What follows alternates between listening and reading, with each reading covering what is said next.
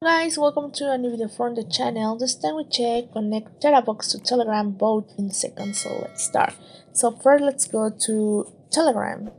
And when we are here on Telegram, let's go to the part that says search on the top right corner here and write just TeraBox.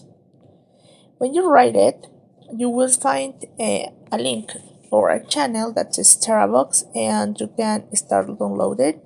For example, you can go here to the first option and then you can start it, and you can for example start downloading chats or something like that, and you can looking for the TeraBox that you prefer.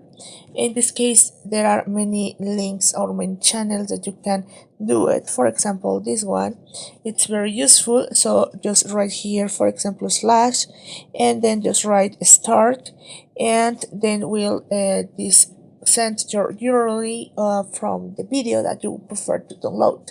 That is how it works. As you can see, it's very easy to use and to join it.